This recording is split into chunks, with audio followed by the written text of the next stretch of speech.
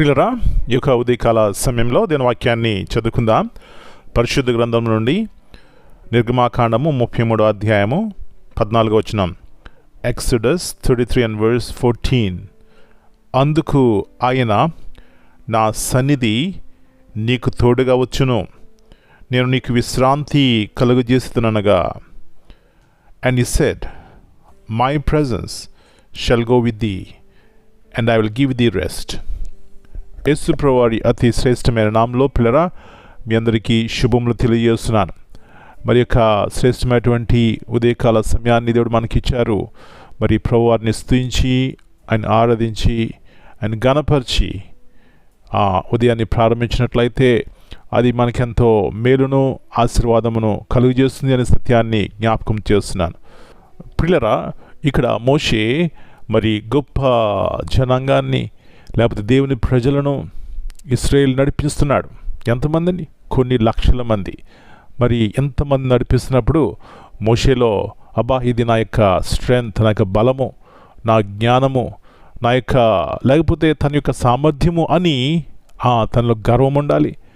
ఇంకా తను హెచ్చించుకోవాలి. కానీ అంటున్నాడు, దేవా నీవు మాతో వస్తేనే కానీ మేము వెళ్ళమయ్యా, మీ సన్నిధి మాతో రావాలి. పిల్లరా, మన జీవితాల్లో కూడా ఇలాంటి అనుభవంలో మనం ఉండాలి. తను అడగలేదు, ప్రభువా మాకు అది ఇవ్వు, లేకపోతే ఇది దయచేయి, ఇంతమందిని నడిపించడానికి ఈ విధముగా చెయ్యి అని అడగలేదు. కానీ అంటున్నాడు తగ్గించుకుని, ప్రభువా నీ మాతో రావాలి, నీ వస్తేనే మేము వెళ్తాము, మీరు రాకపోతే మేము వెళ్ళమయ్యా అని. పిల్లరా, మరి దేవుని ఎదుట సాగిలబడినట్లు చూస్తున్నాం. ఇక్కడ ఏం కనబడుతుందండి?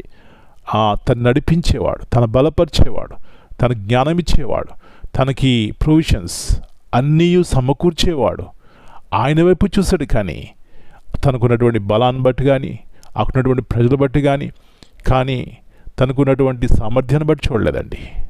నా ప్రియ సహోదరి, ఇది కాల సమయంలో మనం కూడా దేవుణ్ణి అడగాలి. దేవా రక్షకుడా, నీ సన్నిధి నాతో రావాలయ్యా, అప్పుడే నా జీవితంలో మేలు చూస్తాను, నా జీవితము సమకూర్చబడుతుంది, మా కుటుంబం కట్టబడుతుంది, మా అవసరాలు తీర్చబడతాయి, ఆరోగ్యం కలుగుతుంది.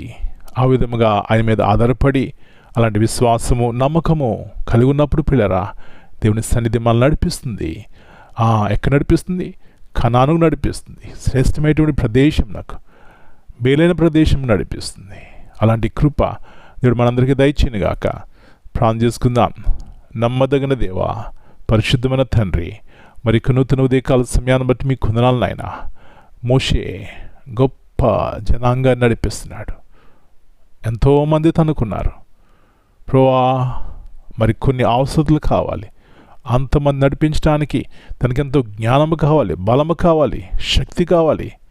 అయితే అంటున్నాడు, ప్రభువా దేవా నీ మాతో వస్తేనే మేము వెళ్తాం, మీ సన్నిధి మాతోనే ఉండాలి, అప్పుడు ముందుకెళ్తామయ్యా అని మీ ఎదుట సాగిలపడ్డాడు. ప్రభువా ఎప్పుడైతే మీరు మాతో వస్తారో, మీ సన్నిధి మాతో ఉంటుందో, ఎలాంటి గొప్ప ఆశ్చర్య కార్యములు మేము చూస్తాం. ప్రభువా ఈ వాక్యం వింటున్నా మా పిల్లలు జ్ఞాపకం చేసుకోండి, దర్శించండి.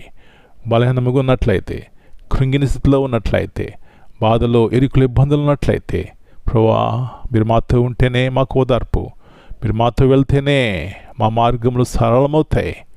ఒకవేళ ఎలాంటి పరిస్థితులు గుండా మేము వెళ్తున్నా, మా జీవితాల్లో మీ సన్నిధి, మీకు ప్రశాంతత ఉంటుంది. ప్రభువా అలాంటి కృపను దయచేయమని మనం మీ చేతికి అప్పగించుకుంటూ యేసయ్య అతి పరిశుద్ధమైన అతి శ్రేష్టమైన నామమును బట్టి ప్రార్థన చేస్తున్నాను తండ్రి. Amen. God bless you all. My dear brothers and sisters, greetings in the precious name of our Lord and Savior, Jesus Christ.